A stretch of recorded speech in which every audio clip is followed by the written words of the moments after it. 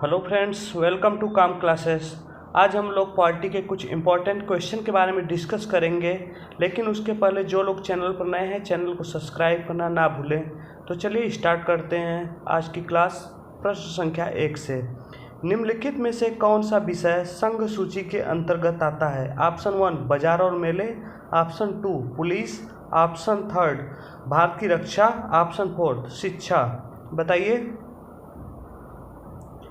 तो इसका right option है ऑप्शन नंबर 3 भारत की रक्षा। आइए इसमें कुछ फैक्ट देख लेते हैं।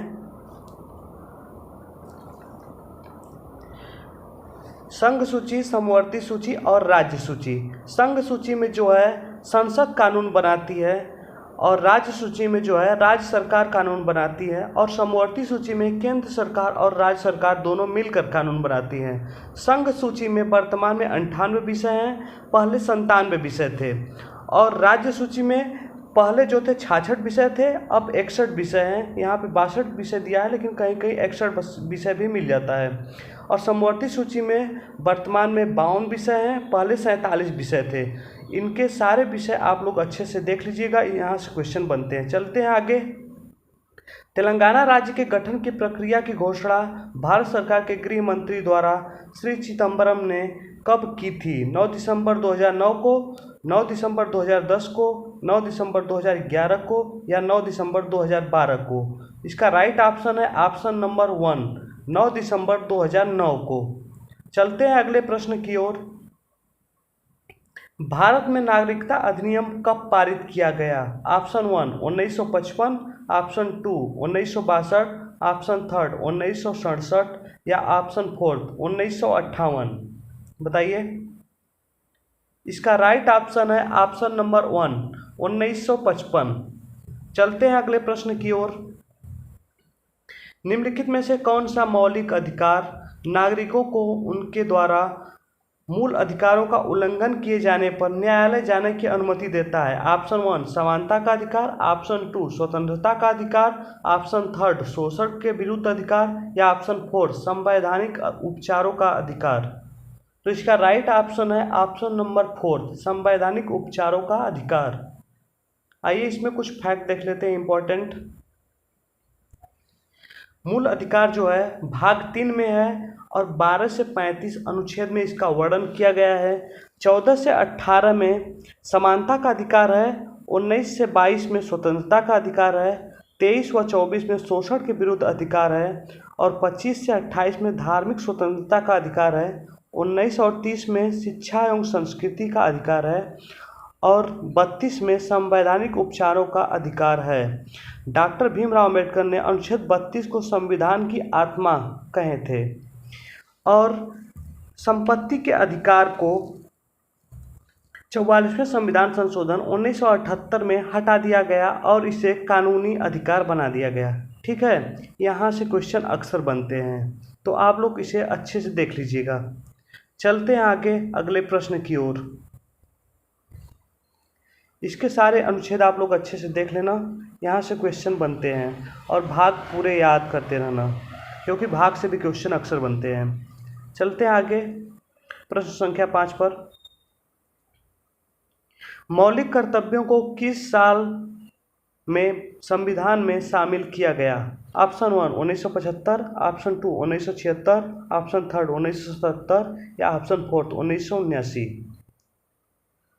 तो इसका राइट ऑप्शन है ऑप्शन नंबर 2 1976। ठीक है, चलिए इसमें कुछ इंपॉर्टेंट पॉइंट देख लेते हैं हम लोग। चलिए देखते हैं। मूल कर्तव्य जो है अनुच्छेद 51A में है और भाग 4A में है। पहले जो है मूल कर्तव्यों की संख्या 10 थी, लेकिन अब 86वें संविधान संशोधन 2002 के माध्यम से एक और मूल कर्तव्य को जोड़ दिया गया, जो है 6 से 14 वर्ष के बच्चों को शिक्षा का अवसर। ठीक है,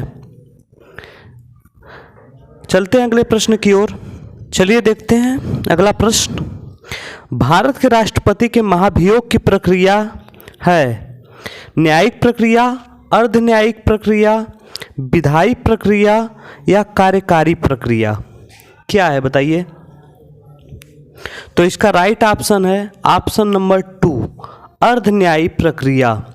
अनुच्छेद 61 के तहत संविधान का अतिक्रमण करने पर राष्ट्रपति के ऊपर महाभियोग लगाया जा सकता है। संसद के किसी भी सदन में यह प्रस्तुत किया जा सकता है तथा उस सदन के 1/4 सदस्यों का हस्ताक्षर होना चाहिए तथा इसकी सूचना राष्ट्रपति को 14 दिन पहले प्राप्त होनी चाहिए। इस प्रक्रिया में संसद के दोनों सदनों में इस महाभियोग प्रस्ताव को प्रस्तुत किया जाता है और सदस्यों के कम से कम 2/3 बहुमत प्राप्त होने पर महाभियोग द्वारा राष्ट्रपति को उसके पद से मुक्त कर सकते हैं। ठीक है, चलते हैं अगले प्रश्न की ओर। लेकिन उसके पहले आइए कुछ राष्ट्रपति से जुड़े इम्पोर्टेंट अनुच्छेद देख लेते हैं। 52 में उसका पद है, 53 में वह कार्यपालिका की शक्ति है, 54 में चुनाव है और 55 में निर्वाचन है, 56 में कार्यकाल है, 57 में पुनः निर्वाचन है, 58 में उसकी योग्यता है और 59 में शर्तें हैं, 60 में शपथ है तथा 61 में महाभियोग की प्रक्रिया है। ठीक है, इसे आप लोग अच्छे से देख लीजिएगा। आगे देखते हैं। देश के 15वें राष्ट्रपति के रूप में द्रौपदी मुर्मू को चुना गया है। यह 25 जुलाई 2022 को चुनी गई तथा इनकी जो है पद एवं गोपनीयता की शपथ जो है देश के मुख्य न्यायाधीश न्यायमूर्ति NV रमन ने दिलाई थी। इन्होंने रामनाथ कोविंद का स्थान ली। ठीक है, चलते हैं आगे अगले प्रश्न की तरफ। चलिए देखते हैं। भारत के उपराष्ट्रपति को हटाने का संकल्प लाया जा सकता है केवल राज्यसभा में, केवल लोकसभा में, संसद की संयुक्त बैठक द्वारा या संसद के किसी भी सदन में। तो इसका राइट ऑप्शन है ऑप्शन नंबर 2, केवल राज्यसभा में। चलिए उपराष्ट्रपति से जुड़े कुछ इंपॉर्टेंट पॉइंट को देख लेते हैं जो इम्पोर्टेंट अनुच्छेद हैं। तो चलिए देखते हैं। जो उपराष्ट्रपति जो है अनुच्छेद 63 के तहत भारत का एक उपराष्ट्रपति होना चाहिए और 64 में सभापति होना चाहिए और सभापति का अध्यक्ष जो होता है और कार्य जो है 65 में है और 66 में उसका निर्वाचन है, 67 में कार्यकाल है और 68 में समय है और 69 में जो है शपथ है और 70 में निर्वाचन है। ठीक है, आगे चलते हैं अगले प्रश्न की तरफ। किसी राज्य में राष्ट्रपति शासन लगाने के लिए भारत के राष्ट्रपति को सिफारिश कौन करता है? मुख्यमंत्री, राज्यपाल, उच्च न्यायालय के मुख्य न्यायाधीश या प्रधानमंत्री? तो इसका राइट ऑप्शन है ऑप्शन नंबर 2, राज्यपाल। ठीक है, चलते हैं अगले प्रश्न की तरफ। प्रश्न संख्या 9 पर चलिए देखते हैं। विधानसभा में सदस्यों की अधिकतम संख्या कितनी हो सकती है? ऑप्शन 1 500, ऑप्शन 2 400, ऑप्शन 3 600 या ऑप्शन 4 552।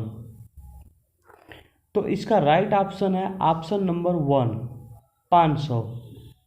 ठीक है, चलते हैं अगले प्रश्न की तरफ जो हमारा आखिरी प्रश्न है आज का। चलिए देखते हैं। अगला प्रश्न। भारतीय संविधान का कौन सा भाग पंचायतों के बारे में बात करता है? ऑप्शन 1 9, ऑप्शन 2 10, ऑप्शन 3 11 या ऑप्शन 4 12? इसका राइट ऑप्शन है ऑप्शन नंबर 1 9।